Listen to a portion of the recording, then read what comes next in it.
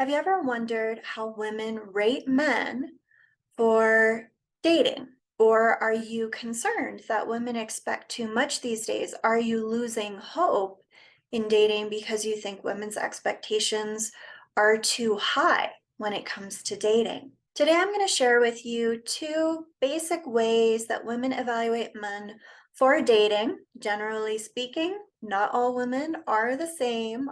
These are two very different methods. If this first type of woman, if you find that depressing and you feel like you don't measure up to it or won't ever measure up, make sure you hang around for the second one. So what are these two ways that women evaluate men for dating?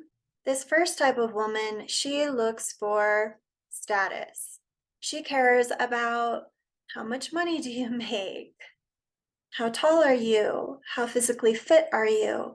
What's your community status? What resources do you have? How good do you make her look when she's standing next to you? How conventionally attractive are you? What's your job title? It is all about what do you have and how do you look? Now, there are men that also look for these things in women. The problem with this kind of approach is that when or if you lose those things, these people will likely bail on you because you don't make them look good anymore. You don't have physical assets that they can benefit from anymore. If someone has broken up with you, I would not jump to the conclusion that it was because of this. There are so many reasons that relationships can end, but this is one of the biggest challenges for women or men that look for status when they're dating. So that brings me to the second type of woman. This is the woman who looks for ACC.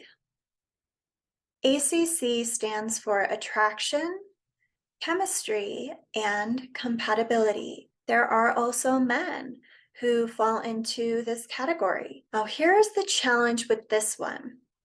It's not logical. It's not a list of qualities that you can just achieve or gather up and then all of a sudden feel like you're good enough for women. It's unpredictable, it's mysterious, it's intuitive. So let's dive into these three components. Attraction is that magnetic quality that you feel with another person, where you feel drawn to come together. And maybe you have had that experience before where you felt drawn to someone. You didn't exactly know why, but you just kept wanting to get closer and closer and closer.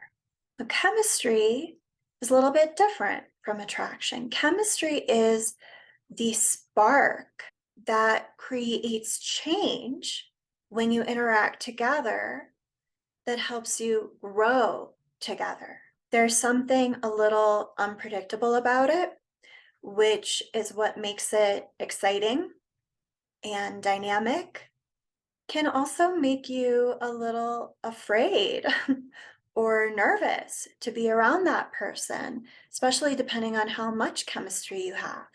It might even seem weird or intense at certain times. And sometimes people get nervous or afraid when they have that deep chemistry because they know it will change them if they do come together. The beautiful thing about it, though, is that together you end up being more than what you would be on your own. So you actually enhance and complement each other through not only your similarities, but also your differences. And then there's compatibility. Compatibility is essentially about your priorities and how do your priorities line up with that other person's priorities. It's the values that you have that you can share together, and especially core values. At the end of the day, what's most important to you? And does that work with what's most important to that person that you're dating or getting to know? Do you fit together well? I hope that you can see you don't have to have all of the physical assets in order to meet an amazing woman that would value and love you for who you are.